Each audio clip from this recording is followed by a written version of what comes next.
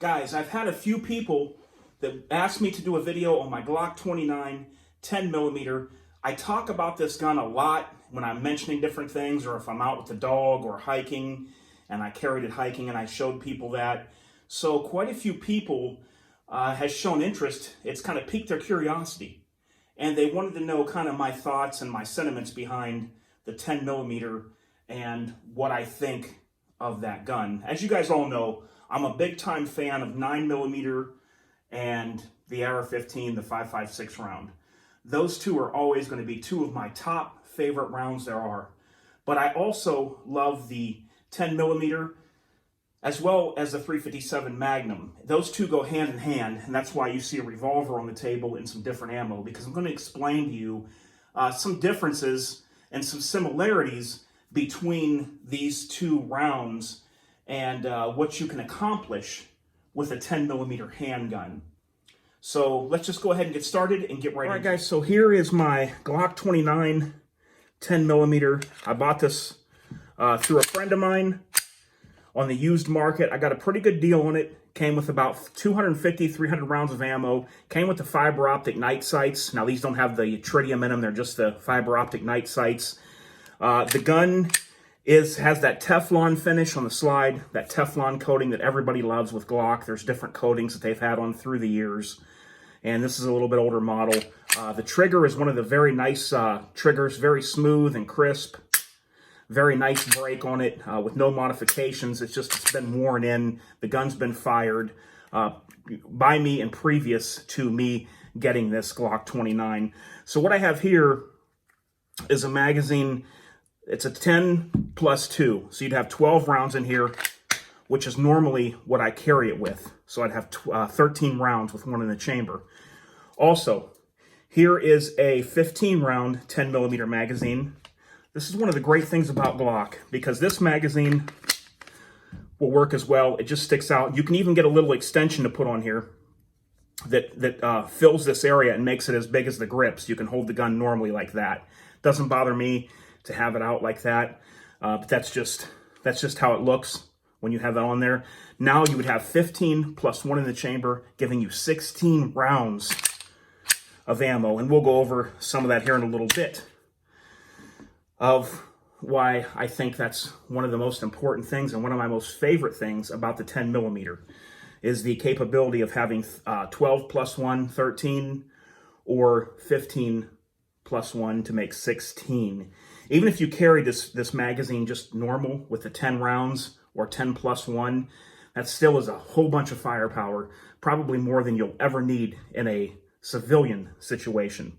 So I have the 357 Magnum Smith & Wesson model 686 plus out here. It is empty, as you can see there. The reason I have this revolver out here is because you can get 10mm ammunition that meets or exceeds just about anything you can get for the 357 Magnum. Now, why is that important? Well, the 357 Magnum, scientifically studied time and time again by many people throughout the years, has been known to be one of the best one-shot stop guns. So basically, a gun, they calculated all of the self-defense shootings, police shootings, and everything else where a bad guy's getting shot. And the gun that was most likely to stop somebody with the fewest number of rounds was a 357 Magnum.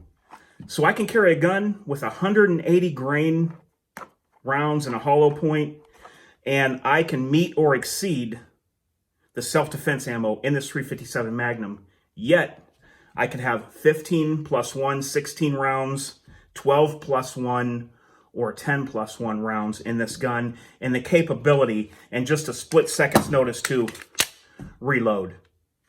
Okay, you're not going to do that. There's guys out there that's really good with these and reloading them, but you're not going to do that with a revolver. So that's why I love the 10mm so well. This has always been a great home defense gun. This just modernized it and brought it into the new era. Let's take a look at the rounds and we'll compare just kind of by eye, just kind of what they look like, because of course they're going to be different looking. But even though they're different looking, that doesn't mean that they don't have the, you know, the right power or the same power. It's just, it's a little bit different configuration. So here's what the rounds look like. So basically with the 10 millimeter, you have a little bit of a stubbier case, but the case is fatter and it holds more powder. So there's the difference with the cases of the two. This is 180 grain, and this gold dot is a 135 grain round. So I have 180 grains that at the muzzle is 1,250 feet a second and 624 foot-pounds. Man, I'm going to tell you what, when you break the 600 foot-pounds barrier on any round, you're cooking. You've got a great round there when you can break that barrier there. The foot-pounds of energy. I mean, that's just amazing stuff. And here's the 180 grain 10 millimeter round. Now I carry this when I hike, guys. There's not a big threat when I hike. So here's a couple things that I hate to say the one, but it's got to be said. So I apologize in advance. There's a few different reasons why I carry a 10 millimeter. I go deep into the woods, and there's not going to be bear or anything where I'm going. But if there were any coyote, any kind of a thing, coyotes won't normally bother you, but if you run, they can think you're prey running from them and chase you. So coyotes, one thing, a rabid or very angry, mean stray dog. Now, don't get me wrong, guys. I'm a dog lover. The last thing I'd ever want to do is shoot a dog. As a matter of fact, I'd pop one into the ground just to scare an animal before I would shoot it. But that's life, and I just got to tell you, the facts of the matter is that there's times that there may be a dog that you may need to use something for self-defense, unfortunately. You know, I would hope that would never happen, and like I said, I would pop one into the ground between me and the dog, if that ever came to that, before I would ever shoot the dog. That would be the last worst case scenario. Coyote, that's a little bit different. I'm not as concerned about a coyote if I kill that or not. But all in all, even for people, there was a case not far from me I seen in the paper where up right in the area where I hike, there was a guy in the woods that attacked someone. So a 10 millimeter for me would be great in that situation for any kind of attacks when you're deep in the woods, because there's not a lot you're going to be able to do when you're deep in the woods. You can run. If you're a fast runner, you may be able to run, but if you can't outrun what's in the woods, they sneak up on you, you're not going to be able to do too much. So having something like the 10 millimeter that's got a ton of power, a ton of energy, and can take care of any kind of wild game that's small to medium size. That's why I like the 10 millimeter. I'll show you guys how I carry it. Because it is a heavier package, we are empty here, guys. I'm going to show you once again, we are empty. But because it's a heavier package, I do carry over the waistband. I need to get a holster from Pete from the Armory channel. But I do carry over the waistband with this paddle holster. This paddle holster works out great. And you can carry this over the waistband. It distributes the weight nicely. You put it back on your hip. I carry left, and I got it at about the 730 position on my left-hand side. You would have it at about the 430 position if you're right-handed. I carry it like that. It's got a retention screw. The fit's okay, but it's not like Pete from the Armory channel's holster, the Armor Guard. But the fit's okay. That's what I carry mine in that paddle holster. And that seems to work great. Now, as far as a home defense gun, why I like it as a home defense gun is because now you have to use your discretion with this. So I'm just going to say this. I'm going to put it out there. You've got to use common sense. But you could shoot and go through barriers with that gun. But you have to know 100% for a fact what you're shooting at, because you're going to be responsible for that round. So let's say there's no one in my house but me. Let's say somebody breaks in. I come out around the corner and he's downstairs, and he's got a knife and he ducks behind my dryer. Or let's say I come out of my bedroom and goes into the bathroom and the door closes the door. I could shoot right through the door, no problem, and still have enough velocity and power to easily take care of the threat. Like I said, that's just some different things you can think about. Barrier penetration, if you needed it.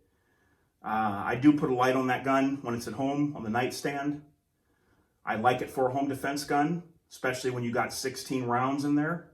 I think it's a very good gun for that purpose, and I don't think that it would do you wrong. Now, the downside of the 10 millimeter, as well as the 357 Magnum, is the recoil impulse will cause a lot of people to flinch when they shoot. So what I'm trying to tell you is you would literally be better off with a 380 if somebody broke into your home, if you shoot that steady and square and easy, than you would with a 10 millimeter that you're pulling down towards your toe. You're pulling to the floor every time you shoot because you're anticipating recoil. So go with what is good for you. If you got a 380 and you shoot that well, use that for home defense and concealed carry.